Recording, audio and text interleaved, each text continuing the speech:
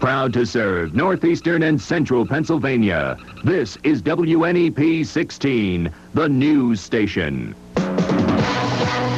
Now, Frank Andrews, meteorologist Noreen Clark, and Kristopher on sports. This is Newswatch 16, Midday.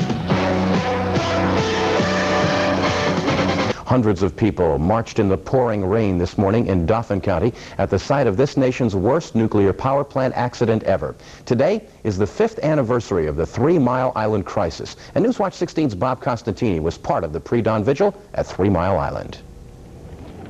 A steady rain doesn't dampen the serious mood of these protesters as they begin a brief march. Their sole aim is to keep the 3 Mile Island nuclear power plant closed for good. It's time for an election coming up. It's a good time to draw attention to the island. It's a good time to draw attention to the fact that the decision has been made to keep it closed yet. It's important that our officials realize that people aren't willing to take in action or no for an answer. It was 4 a.m. March 28, 1979, when the 3 Mile Island nuclear accident started.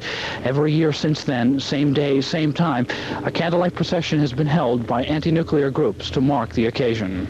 Heading along State Road 441 towards the plant, the protesters are led by a Wilkes-Barre native who now lives near 3 Mile Island.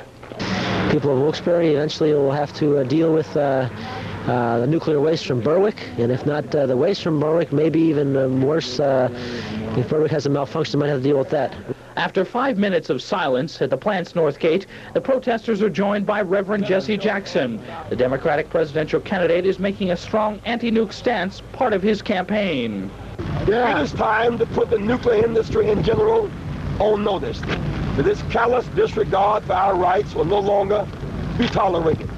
It is time to close this plant forever.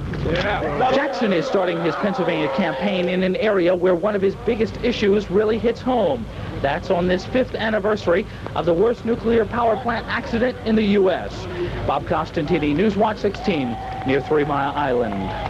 And next up on Newswatch 16 Midday, 113,000 people get closer to higher heating bills, and a new law hits the books to help people who buy a lemon get some problems solved. Action 16 explains the lemon law next as Newswatch 16 Midday continues.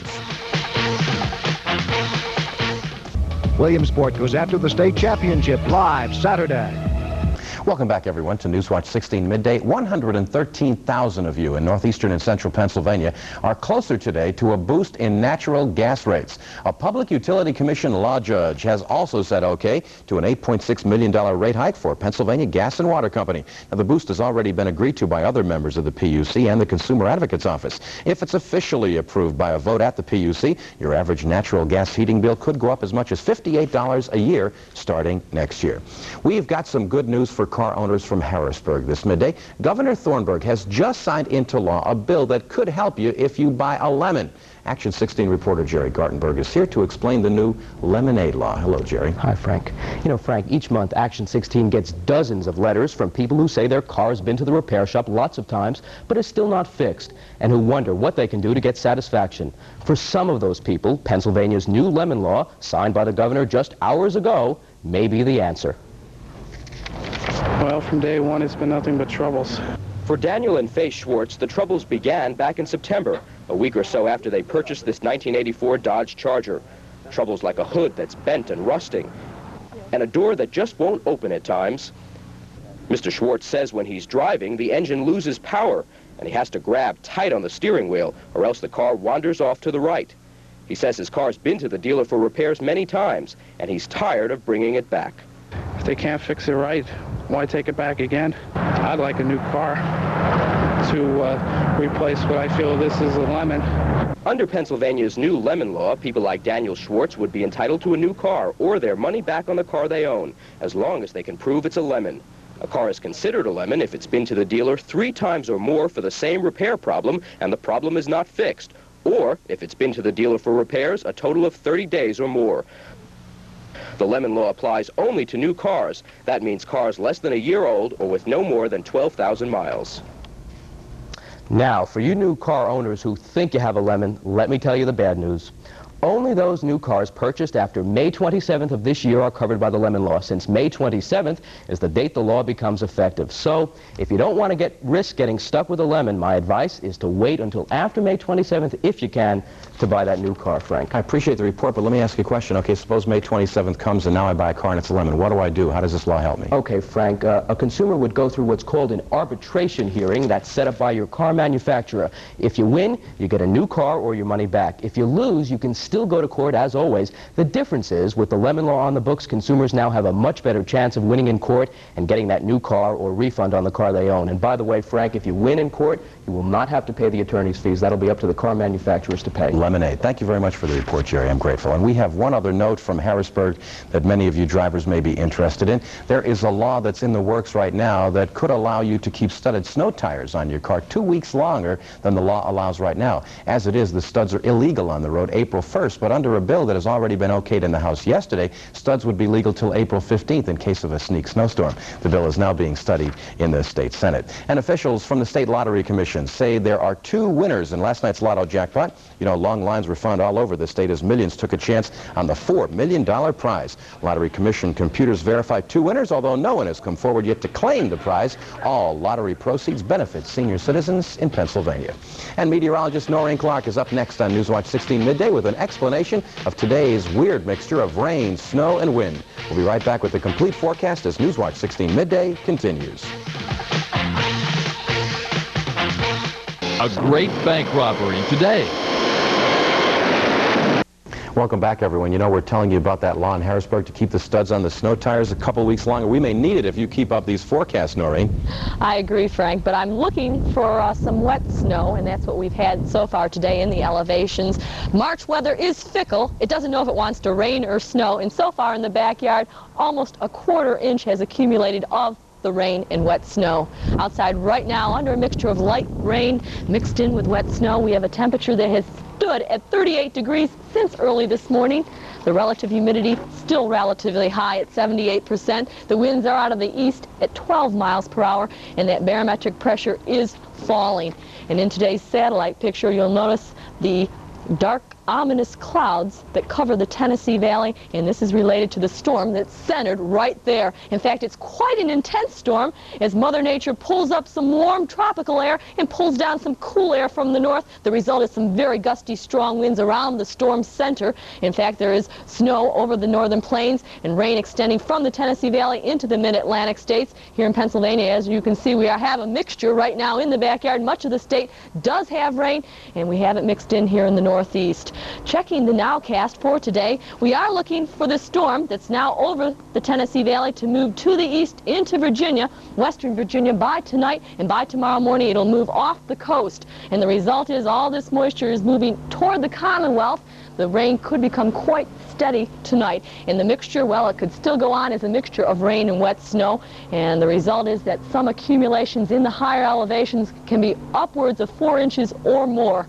And let's check the weather for this afternoon. We are looking at a mixture of rain and wet snow over a good portion of the viewing area, mainly in the elevations to the north and to the east. And Forest City, a high of 38 degrees. Here in Georgetown, near 40 degrees. Jim Thorpe and also Shamokin near 41 degrees. And Williamsport, 40. The winds out of the east at about 15 miles per hour, and those are moist, chilly winds. In the health watch, well, we have rain today, and that produces a health watch that's average as far as your reflexes and your ability to concentrate. Not much influence, actually, but your resistance to aches and pains and your humor may not be the best. And checking the forecast, rain and wet snow this afternoon. The wind will pick up a bit, the high temperature near 40 degrees. For tonight, the rain becomes steadier and the winds will actually increase. Temperatures not really dropping much overnight into the 30s. Tomorrow, we are looking for that rain to change to a wet snow. Accumulations of 1 inch or more are possible in the valleys. I'd say 1 or 2 inches just in the valleys. And as I mentioned, 4 inches or more are possible in the higher elevations, including the Poconos. On Friday, we are looking at a mainly cloudy, cold day with flurries and partly sunny skies for Saturday.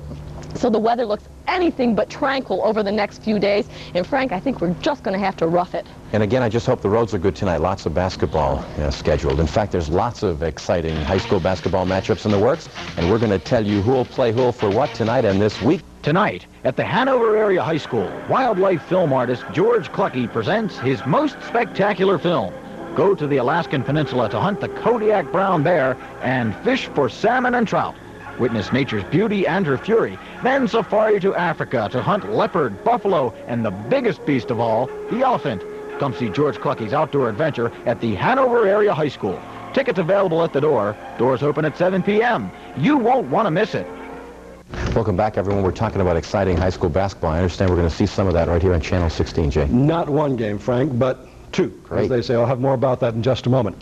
Just 2 games remain to be played tonight in the Eastern PIAA basketball finals, and once they're completed, the state championship slate will be official. Now the games tonight at Mechanicsburg High School, boys AA, Lourdes Regional will be playing DeLone Catholic. At Lebanon High School, girls AA, Pine Grove versus Trinity. Now the winners of these games will play the Western representatives Saturday for the state crown.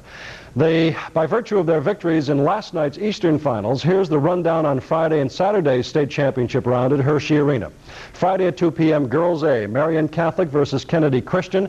And on 3:45 Friday, Boys Single A, Northwest will play Cornell. That game will be televised live Friday from Hershey on Channel 16. At 6:45 Friday, Girls AAA, Bishop McDevitt will play North Catholic.